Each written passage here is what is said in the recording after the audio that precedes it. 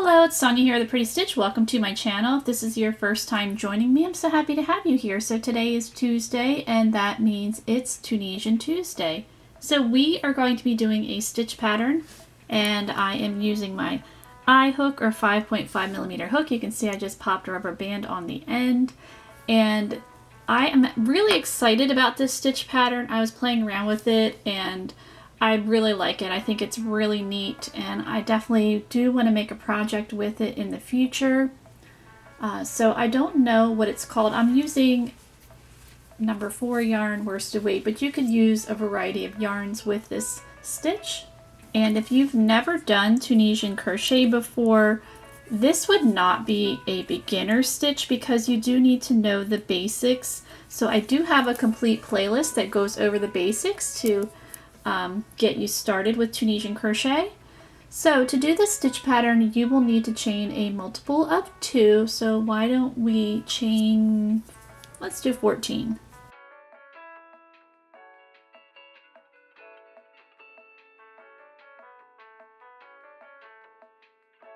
Okay, so I've got my 14 chains. So we're going to do our first row, and that's going to be our setup row. So this is row 1. In the second chain from our hook, we're going to turn it over, we're going to work in the back bump, and we're going to pull up a loop. And we're just going to continue to pull up loops all the way across, working in the back bump of our chain.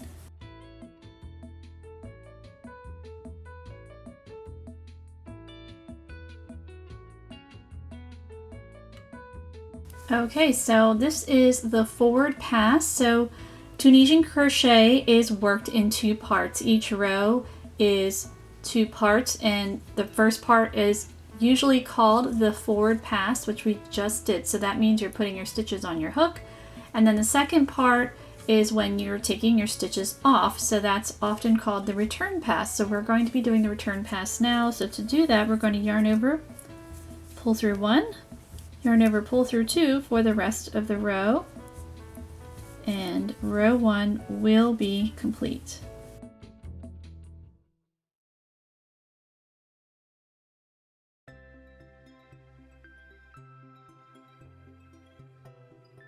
Alright, so that is row 1. So now we're going to get started with the stitch pattern. So we are going to be doing a together stitch, but we're going to do it in purl. So I'm going to have my yarn in front.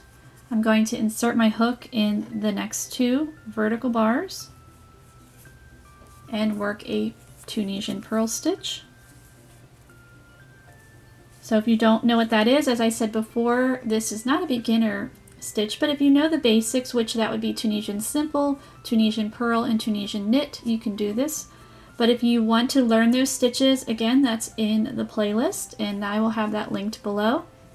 Alright, so what we need to do next is we need to yarn over purlwise, as I like to call it, because we just worked a together stitch or a decrease, and we want to have the same amount of stitches at the end of our forward pass. So I have 14 chains, so I'm going to have 14 stitches on my hook at the end. So we've got to put a stitch back on. So to do that, normally to do a yarn over, you just do this, but we need to yarn over purlwise because we're going to be purling all the way across. So we have to get our yarn set up for that.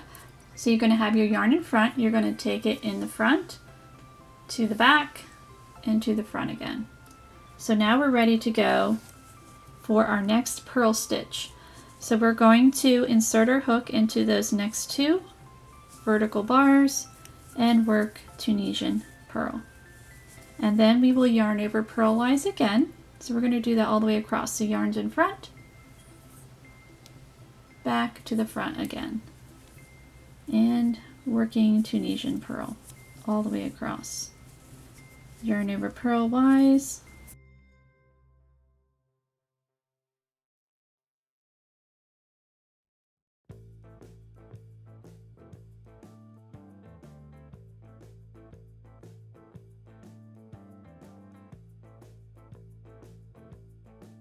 So then my last 3 vertical bars, so I'm working that Tunisian purl stitch around those 2. So for the last Tunisian purl together that you're working, we will not be working yarn over purlwise because we need to work a regular Tunisian stitch in the end. So for the last one, you're just going to work a regular yarn over. So you just work a regular yarn over so your yarn's already in the back, and then you wrap it around like that. So that last stitch that looks like a chain, we are going to work in that stitch and pull up a loop. So I should still have 14 loops on my hook. We'll do a quick count. And we do. So to do the return pass for row 2, we're going to do it like row 1, yarn over, pull through 1, yarn over, pull through 2 for the rest of the row.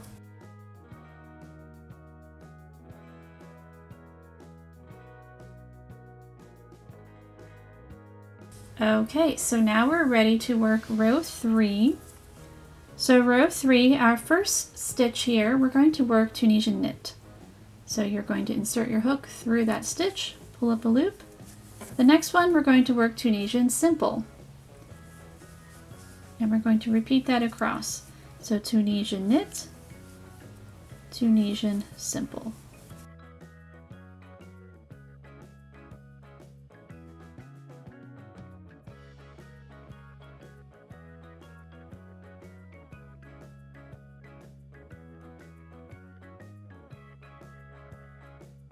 So I'm at the end of my row. I've got 3 stitches left, so Tunisian knit. So that's that yarn over. Sometimes it can be a little hidden, but it's there. You don't want to forget it. Tunisian simple. And then we work in that last stitch that looks like a chain. Pull up a loop, and we work our return pass. So yarn over, pull through 1, yarn over, pull through 2.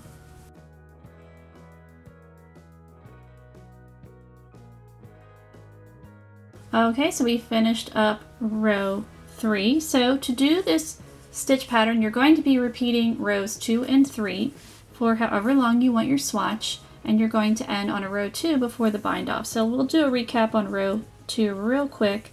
So it's yarn in front, work that Tunisian purl decrease stitch, yarn over purlwise, and continue across.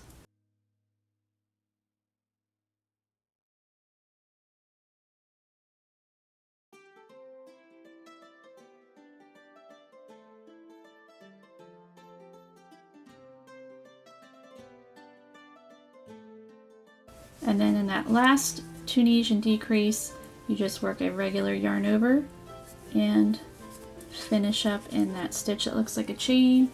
And then you just work your return pass. And then you will repeat row 3, which was Tunisian knit and Tunisian simple all the way across. And again, just keep repeating rows 2 and 3. So I'm going to go do that. I'm going to make a couple more rows, and then we will work the bind off row. Okay, so here's my swatch. I ended up working 12 rows, so let's do our bind off. So I ended on a row 2. So bind off is going to be really simple. So you're just going to bind off in Tunisian simple all the way across. So insert your hook in that first vertical bar and continue across working the bind off. And again, if you're not familiar with bind off, that is in the playlist. It just gives your Tunisian crochet a more finished look, because you could just end it like that, but if you can see the difference of this compared to that, I feel like that just looks so much nicer and more complete.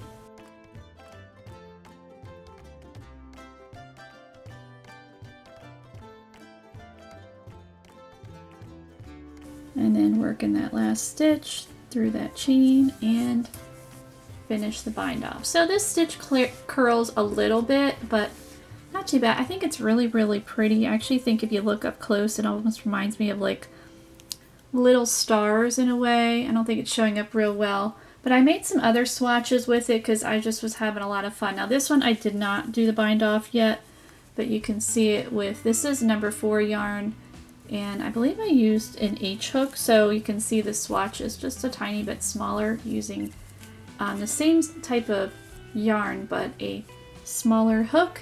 And then I used DK weight yarn and made one here, and I feel like this one you can really kind of see how it just looks like little stars in a way. And this one I used DK weight yarn, and I used an H hook or 5mm hook as well.